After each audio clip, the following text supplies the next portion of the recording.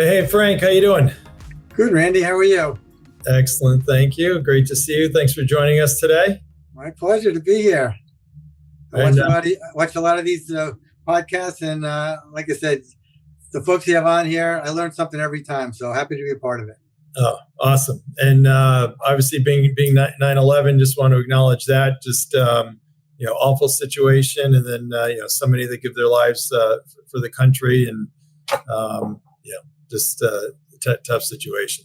A lot of people sacrificed a lot that day, but they also got to see the power of the country rebuilding and taking it from there. But it's a lot of special folks that day gave their lives. Exactly. Amen. All right. So getting into it here. So really excited to have a longtime friend, Frank Hauck, on with us. Brought to you by Sandler, who's a sales training sponsor of Sales Community. And certainly, Frank, a lot of things are important, but certainly sales training is top of the list, right? Absolutely. It's part and parcel to a successful organization. You got to keep them fed, and you got to give them the insight and the knowledge of what it takes to be successful. Absolutely. And also, as always, brought to you by Sales Community. For those that are members, thank you. For those that are not, Tucker will put up a free link that you can get a membership on. And Frank is also on our esteemed group of advisory board members. So, Frank, thanks for that. Happy to be part of it. Great. All right. So by way of introduction, Frank lives in Exeter, New Hampshire, and also Mattapoisett, Massachusetts, where you get the pleasure of seeing Riley once in a while. I am. Actually, when we're building the house, I saw Chris and Ken Doherty playing through on the member guest. So from the beginning to when we actually closed on the place. Good to see some familiar faces. So great. And Frank's currently retired. We're allowed to use the R word, but impressive career. You find out started off at DEC Digital Equipment Corp for 9 years, 21 years at EMC, finishing up as a EVP, president at VCE for 4 years. So really still part of EMC. So if you combine that, 25 years, and then really fantastic job at NCR for another 6 years. And then trying to figure out how we met. We figured out at EMC in 1990. I'd already been there for several years, so must have been there. And your first job there was finance manager in customer service. And I think that's when we first had met each other and first had our first interactions, right? We did. I was trying to learn on what the company needed to do to make service better. It wasn't the most stellar service organization, and a lot of people had a lot of opinions. And so I was picking people's brains to figure out what do I need to focus on and where do I need to spend some money. And you were the ones that gave me some keen insight. Excellent. But of course, we never had any problems. We'll get into that in a little bit. But by way of, and certainly Frank, my perspective, consummate professional. I'd say low key in a great way, not the kind of the rah-rah that, potentially, a lot of us kind of were, but just so professional. You find just, really ran so many of the key organizations that really made EMC so successful. So tell me with the introduction, some other folks that know you well. From Dan Campbell, who's now currently Palo Alto with BJ. Frank Hauck is the ultimate leader and customer-facing executive. His sales channels, customer success, and break-fix teams all love him because he leads with humility, empathy, and accountability. No one ever wants to let Frank down. Customers and partners love Frank for the same reasons and because he always shows up for them and advocates for them. Frank once flew 20 hours to see one customer with an issue, then flew 20 hours back home. Frank remembers every employee, every partner, every customer with a meaningful story of how they met and interacted.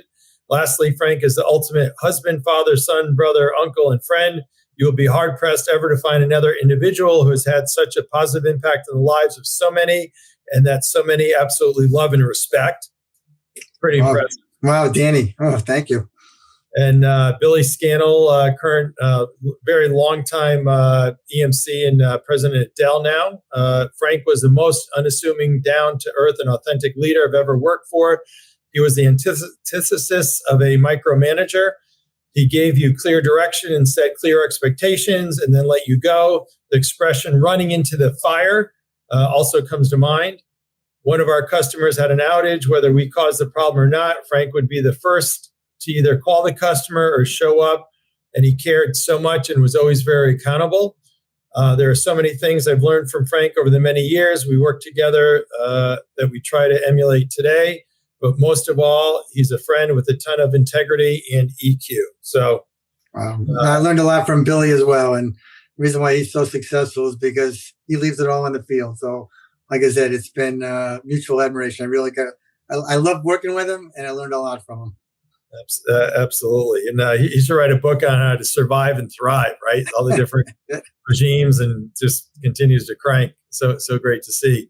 And from Mike Rutgers, longtime CEO at EMC. During EMC's rapid growth, the company was voted among the top 3 companies worldwide for quality of product and service. Frank was directly responsible for our quality of service.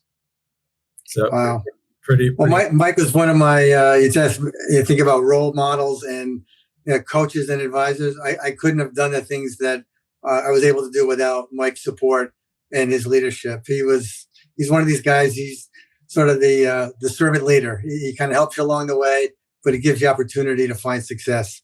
I'll never forget the things he was able to do with me. And like I said, I'll thank him for the rest of my life. Yep, absolutely. Ditto on that.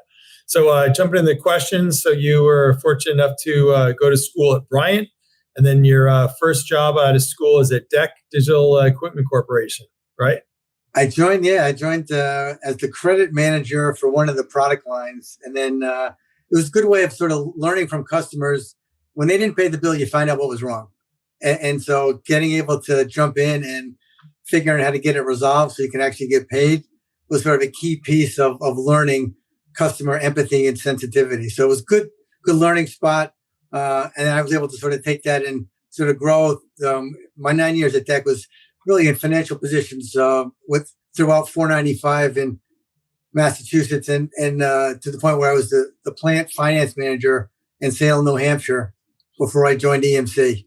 At that point, I realized, that job was only going to take me so far. I needed to do something different, and I needed to find a company that was growing and investing and sort of being in a very competitive market. And the timing of jumping from there to EMC in 1990 really couldn't have been better. That's when Symmetrics just got off the ground. And I was very fortunate to be part of such a special team. Awesome. So I don't know how you can do it, but if you can briefly go through your impressive career, because you had so many great jobs with so many great functional and vital areas. Yeah, I had a couple of coaches and advisors that sort of helped me along the way, Randy. When I started out in customer service, the company was so small at the time, they weren't going to let you do just one thing. So within 3 months, they said, all right, not only are you the finance manager, you own customer relationships, you own training, and you own partners. And so it got me out of my comfort zone to actually learn some non-financial things that allowed me to kind of spread my wings a little bit. At the same time, I was actually able to help out Jack Egan on a couple of things. And Jack brought me over when he ended up running sales for the next several years. And at that point, the company was growing well north of 100% a year. And it was literally just making sure that we could deliver the goods, we can allocate the products where it needed to be.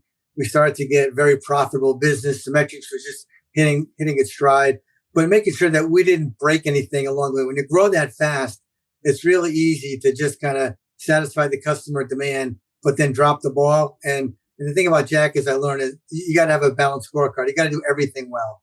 And for the guy who, was the son of the founder, he sweated the details like nobody else. When I got there every morning, I knew that I was going to be inspected across the board for all the things that needed to get done. So he was in the game every single hour of every day.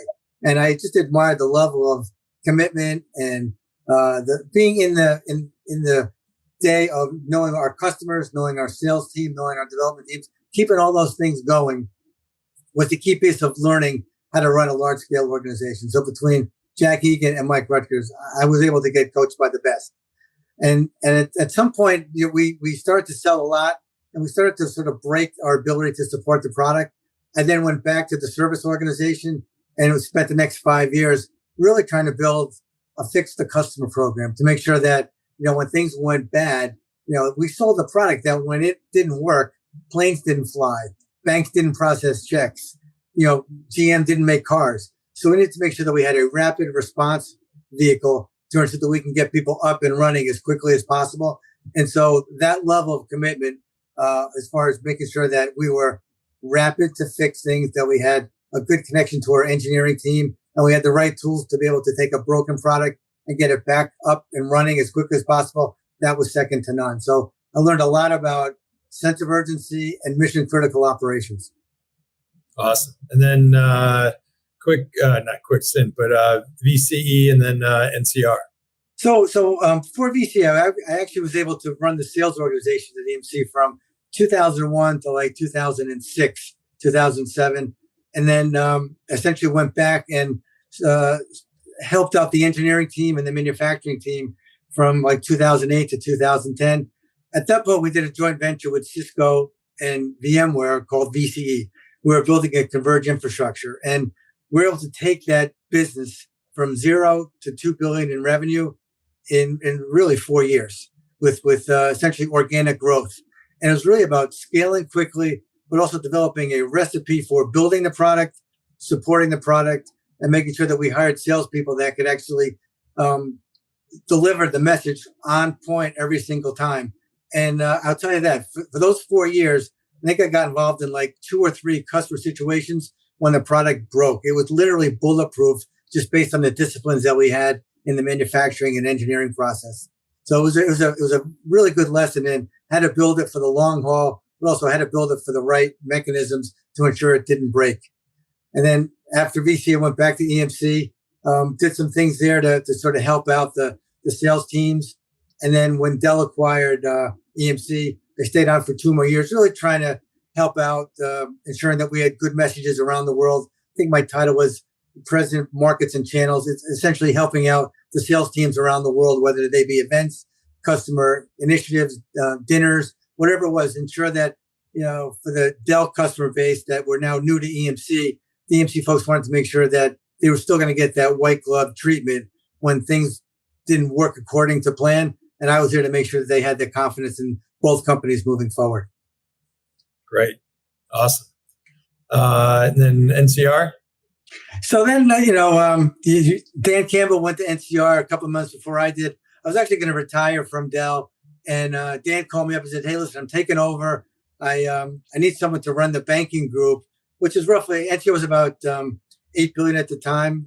The banking group is about half the company, so about 4 billion of it. And I really didn't know that much about the banking business besides selling into banks in my EMC days. So it sort of forced me to sort of learn the banking business and sort of take a sales team that was, somewhat, to say, more immature, and just sort of give them some EMC like best practices around sales discipline, processes, forecasting, the element of making sure that, they had the same level of accountability when things went wrong to get it resolved, to make sure that we had happy customers going forward. So I stayed on, I did that for a few years, and I ran the banking group for the last 4. When COVID hit, some of the people left because, they wanted to sort of get back to their regular lives, and they asked me to step up and run the banking business until it was sold a couple of years ago. Well, awesome. Then just thinking back, I'll echo the comments on Jack. I mean, he's probably the biggest unsung hero. He's always in the weeds of everything. And when I did my international stints in London and Sydney, I mean, he'd always be the first phone call. He'd want the first phone call. He's always there to help. And like you ran several of the functional areas, but definitely a challenging position. Working for his father for sure, but during that time, EMC just totally cranked, and a lot of us owe Jack a lot for sure.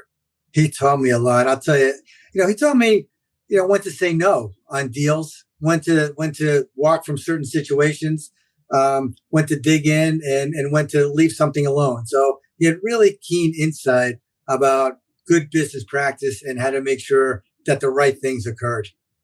Yeah, absolutely. And so we'll jump into the questions here, but anybody that is watching along or listening, feel free to post any questions or comments you want. We have Tucker, as always, behind the scenes, and he will pull those forward. So a few different areas here, but one talking about sales best practices. You certainly have had a catbird seat. Any observations, if you look at those that not only make club, but kind of continue to make club, being, in our definition, those that are the top performers year in and year out? Yeah, it's a great question, Randy. I tell you what, I actually did a study when I stepped into the sales role, because what I noticed is that a lot of the same names showed up on the club list every year. So my question was, what are these people doing that other people are not doing? And I asked a lot of questions, a lot of windshield time, driving to customers, trying to pick their brains. And it came down to a couple of different things. But the one thing that kind of jumps out is that they had a standard of excellence that they set for themselves and the people that touched their customer that was second to none. So meaning if there was a sales call, the level of preparation that they went through was outstanding. If there was a briefing, they made sure that everybody was prepared on the briefing. Everybody had a role to play. It didn't matter if I was the president of the organization. On that sales call, I'm working for the sales leader, right? They're not working on the org chart, they're working for me. On the sales call, I'm working for them. And that level of focus and discipline and execution really what separates the good from the great. And when I saw that these folks never let their guard down, if they were successful one year, right, they made sure that they developed their skills on new products, new features, new functionality. They could tell the story. They could be on message. And they were always prepared better than anyone else. Yep. And that's something I think, culturally was ingrained with us, which Dick, Jack, Mike, Roger, and others, would kind of lead by example, but that notion of kind of the leadership working for the sales team kind of seems to get lost these days. What do you think? Absolutely. It's at that point, you got to be a little humble and figure out that at that point, you're part of the process. Winning's a team sport, right? And a customer, you want them to look at the salesperson as their confidant, their sort of point of contact. We're all the surrounding cast, right? Daily, they're going to interact with the sales team. We have to be an extension of that salesperson's organization. So at that point, we've got to figure out how to help them be successful. And in order to do that, you got to take a subordinate role for the salesperson on that call. Yep. That's what we signed up for. Yeah. I also have to laugh where, kind of these days, a lot of times leaders or CEOs want to kind of do the, customer calls kind of one-on-one without the sales rep, which is, just crazy. I have a good friend, I won't name names, in DC who had one of the large networking companies, and the CEO said, "Oh no, I'm going to do it," and the rep knew the CIO of this group extremely well. So the CIO is pissy. Well, how comes my rep's not here? The only reason you're here is because of that. And of course, then the meeting went sideways, and the deal went sideways, and just awful. Yeah, and like I said, our job is to make sure that the rep is the winner at the end of the day, right? It's a team sport. I tell people, leverage all the resources around you. I can't remember who it was, one of the sales kickoffs. Someone said, when you bring a big check to the bank, nobody asks if you had any help, right? So leverage resources that can help you be successful. Yep, absolutely. And you've also seen a lot of super successful executives that really started out as, when I call them junior reps or kind of telemarketers. Any kind of examples there and stories? Yeah, a lot of the folks that I've seen on your podcast here, I've seen Kevin Delane, I've seen Dan Zugeller, I've seen Rich Napolitano, Dave Donatello, guys that were very, early in their career. And I saw a lot of those attributes, right? Of, being accountable, being able to kind of do the things other people aren't willing to do to be successful. And really it's the extra effort. It's about the extra way of making sure that you take care of the customer, and you're out there learning and relearning as technology changes, and always being prepared for whatever happens. A good sales call, you try and choreograph it, but there's always something that comes up, right? You just have to be able to be adaptable when things go one way or the other. And it's the great ones that sort of figure out the pivots left or right that are part of that dance when things go off course a little bit.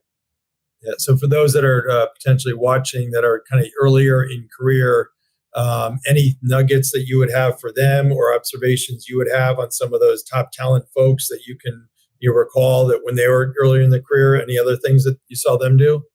What I saw them do was essentially own everything with the account. And like I said, when I would show up, I'm an extension of their team.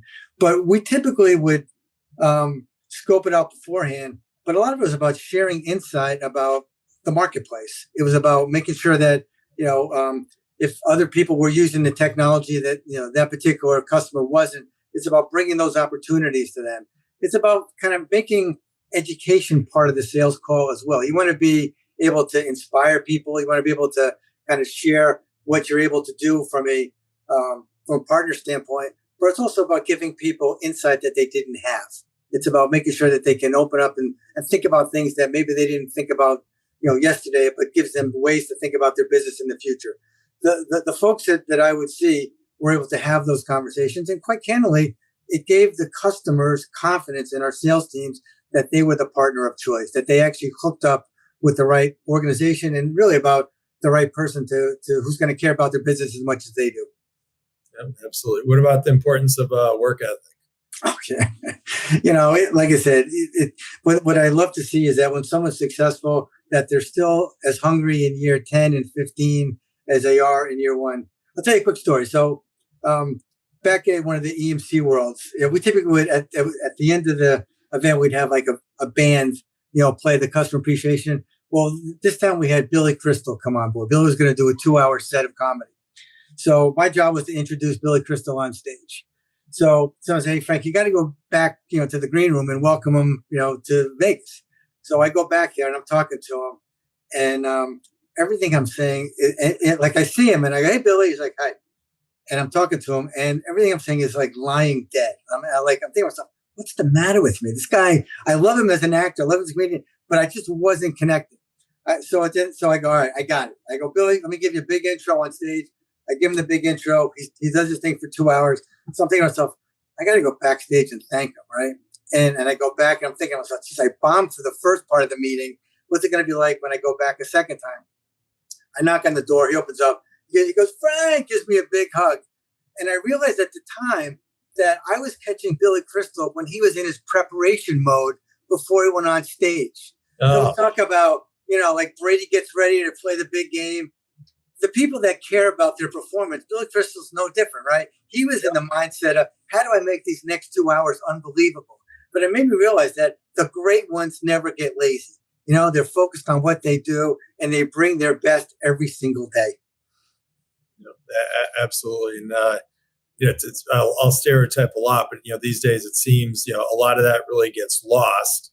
And I'd say, from a leadership perspective, if you don't have leaders doing that, then the people that are further down to, individual contributors, and they don't know, what does great look like? What is an A player? So if you don't have your leadership exuding that, you don't know kind of what to do or how to do it, right?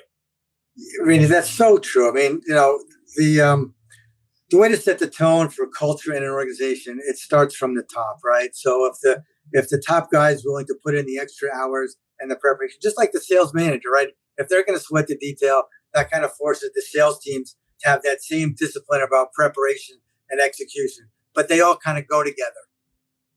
Yeah, absolutely. And from Jackson Mead, we have sounds like it's about showing up with a perspective. Very true, Jackson. I make an argument. It's even just about showing up. When I first went to HP, figured out one of the big things were we weren't doing as many sales calls as we should. It might be like 3 or 4. So I said, okay, hey, here's what we're going to do. I and our leadership team, we're all going to do 8 to 10 sales calls a week. We're going to clear the decks on meetings, non-revenue generating meetings, Tuesday, Wednesday, Thursday. We're all going to go there. So if leadership can get out there and show up, then that helps everybody else go out there and show up. It sets the tone of the whole organization. We're not just the salespeople sell, right? So I actually talked about Dave earlier. Dave was running engineering for many years. He was as good a sales leader as anybody else because he was out there helping the sales teams get things done, offering different perspectives about the product and the capabilities. So, like I said, winning is a team sport, and showing up with people that can actually give insight and give the customer different things to think about separates you from everyone else. Absolutely. When you say Dave Donatelli, I assume, right? Yes. Oh, yeah. Absolutely. And then when you would go into your I'll say your new leadership gigs, whether it was at EMC or VCE, kind of NCR, were there any kind of top 1, 2, 3 things that you would always kind of try and do or lean in on? Yeah, when you're early in your career, you try and focus on the technical skills so that you can actually be good at what industry you're working in or the type of role that if you're a salesperson, in technology. It's good to know the technology, know the industry, know the market. In the middle of your career, it's about getting things done, right? Whether it be, project management or building an organization. And then the latter part of your career, it's really about leading people, setting policy, developing the culture of an organization. But they're different things. So essentially being a lifelong education machine is really what allows people to achieve success. It's about, what got you successful at 20 doesn't make you successful at 50. And the ability to sort of stay humble and stay current about what to do and how to lead people and help them sort of advance in their career. Coaching people is invaluable. You typically get as much back from the person as they do from you. But it's sort of part of the way of developing people along the way. And what I've seen is most successful folks do is be able to embrace that. And when you set the tone of, hey, this is what goodness looks like, this is what we sign up for as an organization, it's incredible how fast that permeates the entire organization. Yeah, absolutely. And then speaking of kind of, I'll say that training and development side, any best practices that you have there? Yeah, well, I have people. What I used to do, Randy, is have people give their presentation to me, right? Whether they be pitch perfect, but I would try. The customer would say, "Hey, tell me what's going on in your company." And 9 times out of 10, I would answer. But a few of the times, I'll let the salesperson answer.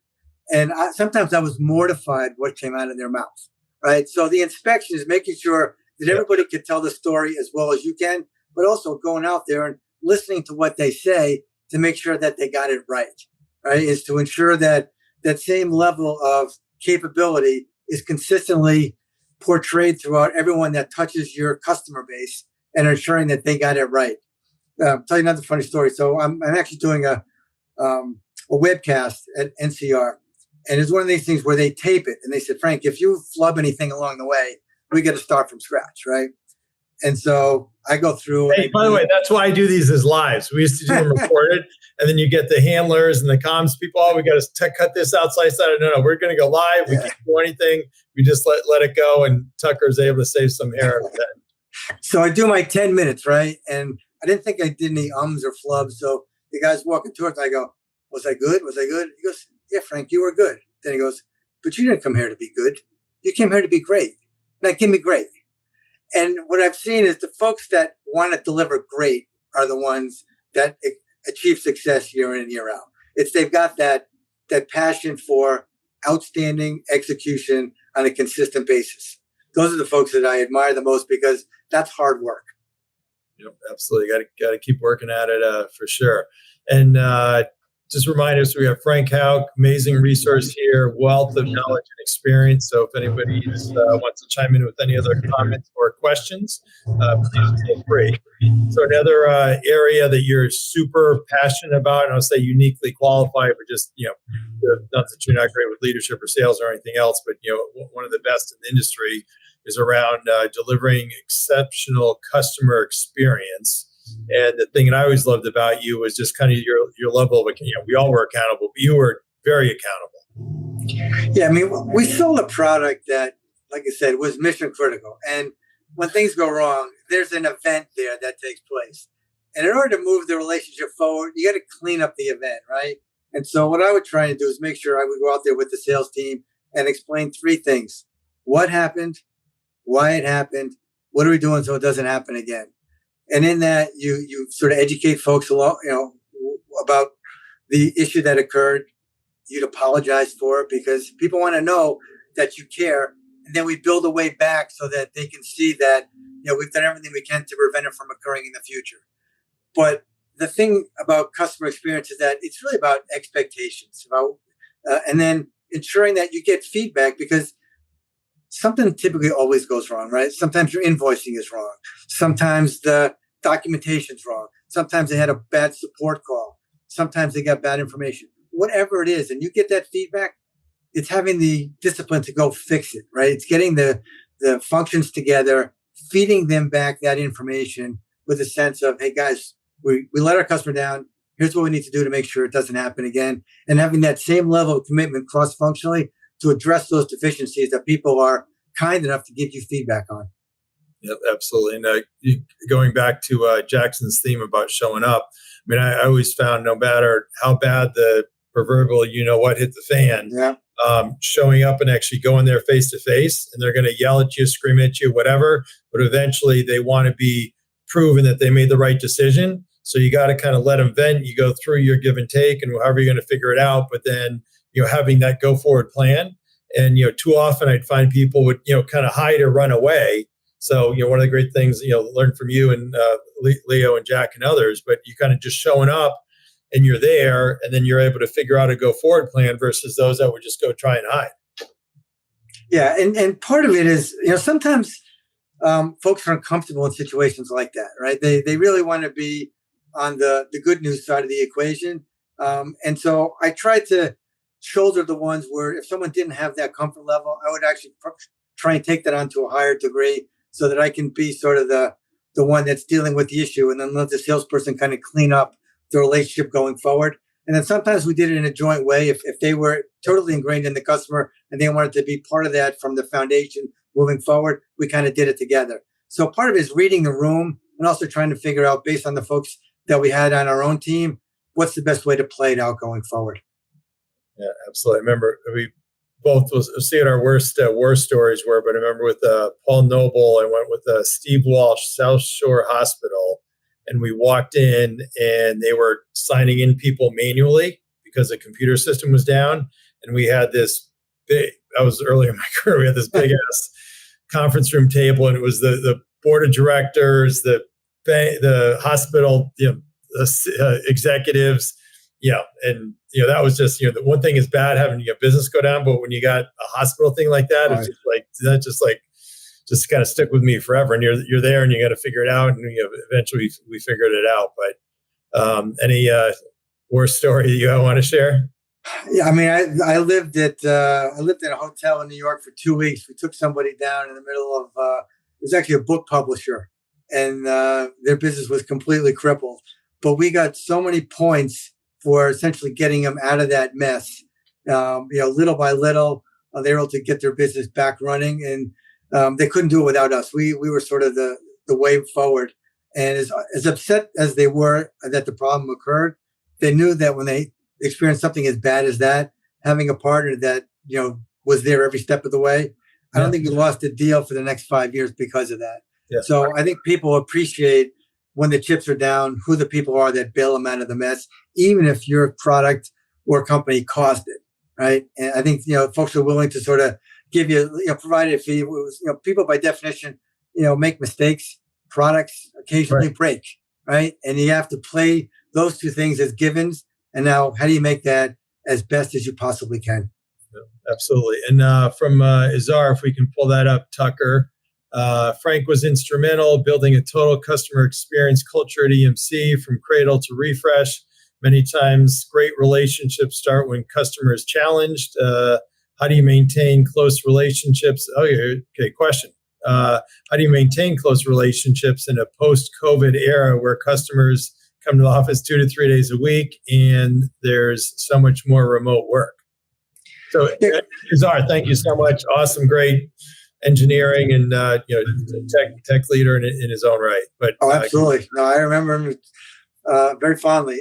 COVID was a unique situation where there was no playbook on sort of how to move it forward. And quite candidly, we needed to move our business when I was at NCR to remote and even briefings, even customer interactions. But it's really about showing up and having the level of commitment to initiate those calls and to set them up, because people weren't allowed to enter the building. We couldn't be there face to face. But if you're really focused on ensuring that the relationships stay intact, you find a way of getting, from a standpoint of talking to each other on a regular basis. And even to the point of trying to win new customers, by just having that dialogue and providing that insight and them knowing you and kind of what you're all about, from your organization to the things that you're willing to do on behalf of your customer, it was sort of a way forward. Quite honestly, when COVID started to loosen up and people became back to office, I got my team back in there, because what I found is that we had a really good recipe of when people came in to have dinner the night before, meet them kind of face to face, share less business the first night, more personal stuff. I would ask people, hey, what was your first concert? What was your first job? What was your first car? Talk about, the things that you did in high school.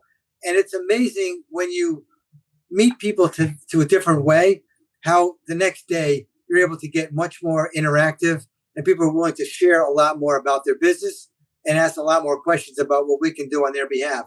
But it's a journey. It's one where you don't start with, let me tell you how great my product is. It's really meeting the people first, knowing them as human beings and as individuals, and then kind of taking it from there, really trying to find out what problems they have, what issues that they've got to go solve, what their priorities are, and then figuring out a way back how you can help them along the way.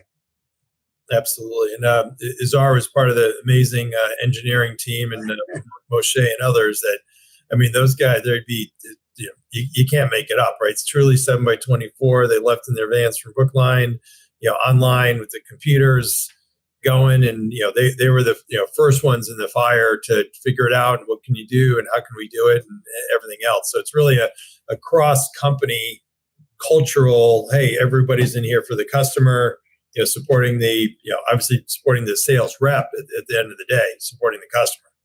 Yeah, Randy, I don't know if I'll ever see harder working people in my life than that Symmetrics development team. They were available around the clock, morning, noon, and night. They did whatever it took. And it actually inspired me to pull out all the stops when I was tired and not ready to move on. I would see what these guys were signing up for. And like I said, it permeated the whole organization. Really just amazing. And again, another theme here being, creates, you show up, you fix it, and it's great another sales opportunity and a great way to keep I guess now you call it kind of NRR in the SaaS world, but retain and then grow over time as well. So we're still have a little bit of time here. So if anybody else wants to chime in with any questions or comments, thanks Jackson and thanks Azar. What about if you wanted to pick kind of one or two mentors that you've had? I know you've had a lot. And if there's any other new names you've rattled off a lot, and any kind of specific advice on anything you've received. So we've actually talked about a couple. So Mike Rutgers was clearly a mentor to me. Like I said, Mike was, he viewed me more as a utility player, and he was able to sort of put me in various situations. Sometimes I was over my skis, and he kind of helped me along the way to the point where I can sort of execute the way he needed me to. But he gave me opportunities that maybe I wasn't ready for, but like I said, he coached and mentored me along the way. Jack Egan for his keen business insight. Like you said, maybe one of the smartest guys on the planet when it comes to business. I learned a lot as far as what to do, how to get things done, when to say yes, when to say no, and sort of what things to push on to make an organization achieve success. And then I was lucky. I had Joe Tucci there after Mike, and Joe was one of the ones that sort of allowed me to do various things. He was more of a regular guy, but Joe kind of pointed things out from a coaching standpoint, things I could do better, keen insight about how to do things that I didn't think about before. He had a lot of keen insight from his Wang days about how to navigate through difficult times. And then when EMC, had a couple of years where it was challenging, Joe had some really keen insight about, things to do to make sure that, the company can stabilize itself, pay the bills, and then grow for the future. And that steady hand allowed the company to achieve success over the long haul. But for a couple of years, it was definitely gutting it out when the chips were down. Absolutely. And what about anything you would give your younger self advice on? Maybe just the fact that success isn't linear. You know what I mean? Like, you're not going to go from one thing to the other. Sometimes there's jobs you have to take that are, lateral movements. There's mistakes that you're going to make. They're typically not fatal mistakes. So maybe I fretted too much over when things didn't go my way. You got to play the long ball, right? You got to figure out how to keep moving forward and sort of how to make sure that you're learning things along the way, that you're trying to find opportunities that you can navigate through from a career standpoint. What I found is that people seldom leave companies because of money. It was really that they got stale. So just trying to find opportunities that allowed me to get out of my comfort zone, maybe do that to an easier degree. Like I said, I had some help from both Mike and from Joe to sort of help me jump into certain roles that maybe I wasn't thinking about for myself, but those guys thought for me on my behalf. And then the last one is just on, sometimes having confidence just opens up doors. I had a story one time. I was actually selling, and I met the guy he was the CTO at Sony Pictures. And it was one of those days where I had like 9 sales calls. I catch the guy at a bar, and I said to him, I go, your job's a lot cooler than mine. I'm selling technology. You're making movies. I go, how'd you get started in the movie business? And he told me an interesting story. He says, when I was in college, I liked to make movies. A friend of mine developed a software product that cut the editing time by like 80%. I go, what'd you do with that? He goes, we actually created a product and we sold it. And I said, who'd you sell it to? He said, Pixar. I said, did you go to work there? He goes, I did. I go, did you interview with Steve Jobs? He goes, I did. I said, what was that like? He said, well, after 5 one-hour interviews, when I was completely drained, I'm sitting in a conference room and Jobs walks in and he just stares at me for 25 seconds. He goes, it was an eternity. And finally looks at me and he says, are you the best in the world at what you do? And he goes, Frank, how do I answer that? I'm 22 years old. I could say, yeah, I'm the best in the world at what I do. He's going, who the hell are you? You're 22 years old. Or I say, no, I'm not the best in the world. He says, well, why should I hire you? Right. So he goes, I stared Jobs back for 10 seconds. And I said, well, Steve, it looks like we're going to find out. And Jobs said, that's the confidence I'm looking for. You're hired. You start on Monday. By the way, I want your office next to mine.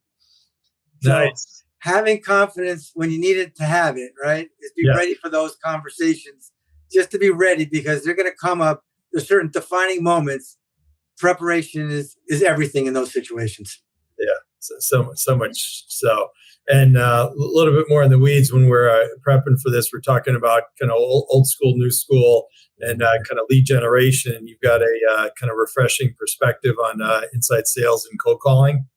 Yeah, so the best lead gen that we have is really around inside sales and having people good old fashioned dialing the phone, right? Getting marketing leads off of either events or good contact lists and just talking to people and, listening to them and finding out what their challenges are. It opens up the most doors for us. Our hit rate was the highest. So, when I hear about, the post-COVID world, when it's a lot less formal, a lot less, connections, talking to people face to face, phone to phone. We had the best results of getting people to sort of open up their business to us when we actually chased them down and we're able to sort of listen to them and find out how we can help them. And they typically gave us good results at the end of the day. Yeah. So great. And again, not that people are lazy these days, but there's a lot to be said for just muscling through all that for sure. Exactly. So at the end here, I always like to ask if there's a PG Randy story, but I'm going to tell a PG Frank story. So we had one of our club trips, I think it was to St. Thomas, and you were kind enough to bring your father, which I don't think anybody had ever brought a parent, but he was totally fine and worked out awesome. And then we were off golfing or something like that, and we come back in the bar by the pool. Your dad was a big Knicks fan, right? So he's watching the Knicks game with all the New York guys, and I think he knew more people than you knew then. Randy, 20 years later, I would see people that were at that club trip in St. Thomas, and they'd say, hey, how's your father doing? I'm like, I didn't even know you knew him. Oh, yeah, we watched the Knicks game together. They were in the playoffs in the early 90s. And it was one of those things where I thought I was feeling bad leaving him alone. I'm like, geez, I wish I was with him all afternoon. He and the New York guys had a blast. Yeah. And here we go. Eric Mann, you mentioned before, says, great story, Frank. I had Frank on so many of my customer service calls when they needed to hear someone other than me who cared as much about their business as I did. And I don't remember if it was in the prep or on the podcast you mentioned also DTC, I think, specifically with Eric. That was Eric's account. Yeah, we went down there a number of times, and it was a really challenging account. Eric took amazing care of them. The relationships he had with the people there got us out of a lot of jams. I remember jumping on a helicopter with Jack one time, flying down and going face to face with the depository trust folks. And we were able to save the business, but it was one of those touch and goes where we had a hiccup. They were concerned. We had a room full of folks, but I think we kept it together. But Eric, like I said, he was the leader on that call. We were there to support him. It's not easy to kind of direct Jack to what to do, but Eric did a nice job of sort of playing quarterback that day, and we each played our position. Absolutely, yeah. Eric, another great leader, and thanks for chiming in on that, Eric. So anyway, so I'll let you, if there's any PG Randy story you want to tell. Well, I don't know if you remember this when Frank Keeney had a meeting in Fort Lauderdale, Randy. You remember we all went on a boat. We found this guy's named Crazy Greg. Yeah, the PG story is this guy let us drive his boat 80 miles an hour off the Fort Lauderdale coast. And he was letting everybody, you try it. I thought we were going to hit a wave and they were going to need a whole new sales organization at the end of the day. But we were able to get back safely. But it was a fun time because Keeney built a top-notch sales organization, work hard, play hard, a lot of fun, but achieving results at the end of the day. Absolutely. And my PG memory I can share with that, Rich Dyke and I were both commenting about each other's stomachs. And at the end of the day, we figured we couldn't believe how large the other person's was and where it was. And then we got other folks around and we basically realized they're both the same and we were both horrified. So anyway, and then from Aaron Mountain, who's been kind enough to help a bit. Love these stories, Frank. Completely agree. There's a human element in art when it comes to prospecting and sales in general. Given we now live in an AI world, what's your stance on the role of technology in sales? So it's funny. So one of the things I was fortunate to do is I actually gave back to my college. We're building a sales lab. I actually see it Saturday for the first time. And the tools they have in there are sort of media tools. So it would be like a salesperson going through their pitch and, they get real-time feedback about how they come across. But there's also great AI tools to figure out how it's being perceived. So I think this AI thing is going to change a lot of the level of preparation that people go through. You can actually refine things. You can figure out what's effective, what's not effective, how you come across. And I think the door is just getting open on the capability of a lot of these tools. So I guess my advice is to figure out which tools are available, have an open eye on which things are coming to market, and then leveraging across the board for your sales organization to continue to ensure that they can be on message, they've got the proper level of dialogue, but also that it's effectively being received by the customer at the end of the day. And like I said, I think the world is just getting opened up to how we can learn more for leveraging these tools for a better sales call across the board. Yeah, absolutely. And Aaron's actually with Gong, and some of the cool functionality there is not just basic call recording, but being able to get feedback on specific situations. So if you're a Dell and you want to say, okay, I'm competing against peer as an example in these situations, why do we win? Why do we lose? What are gaps in what the sales reps are doing on the call? So this is all kind of leveraged through AI. So not only can other people within the company just not only hear the call, but then actually the rep being able to get feedback. And one of the cool features I love, because typically recap letters are late, they're awful, they don't even represent what the call had, actually gives you a kind of first draft of a recap note, which you still got to tweak, but just kind of recapping what happened and what the next steps are, which is really cool. So, all this is for sure going to take off. So thanks for that, Aaron. Yeah, and one thing I found is that sometimes I give people feedback post sales call, and they're shocked. They have no idea how they come across. The level of self awareness is very limited. So if during the AI preparation, you can actually ferret a lot of these things out. Yeah. So you can actually polish off some of those issues before the call itself. The likelihood of success goes up tenfold.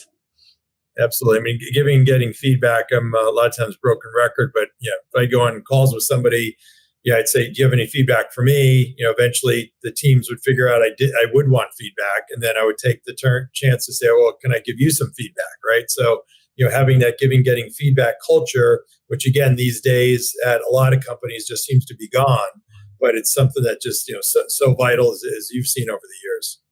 Yeah. I was on a call one time and we had a customer say to me that, hey, our system engineer was great. He goes, he's really hard to work with, but the guy is really insightful. So we left the call and I said to the sales rep, I go, what are your plans tonight? She said, I was going to take you to dinner. I go, no, take the SE to dinner and feedback what the customer said. Right. Saw her the next day. I said, how'd it go? She goes, he was completely shocked. Like no one had ever told him.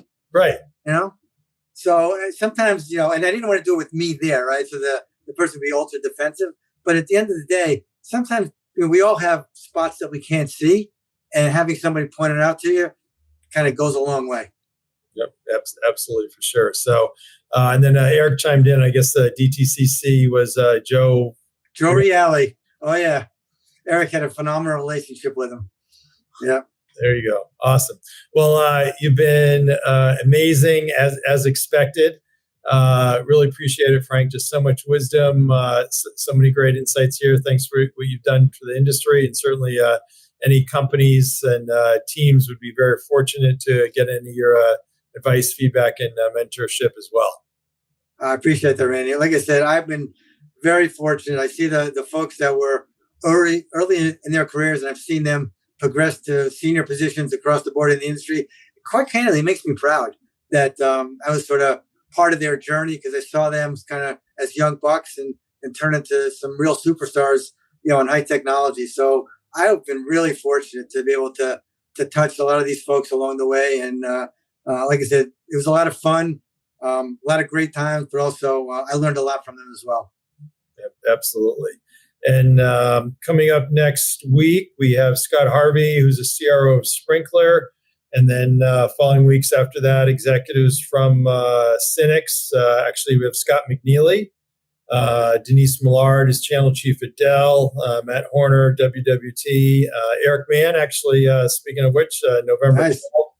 Dave Donatelli coming up, who you mentioned, and lots of great others. So, Tucker, thanks for your help behind the scenes. Sandler, thanks for being the sales training sponsor of Sales Community. And Frank, you're awesome.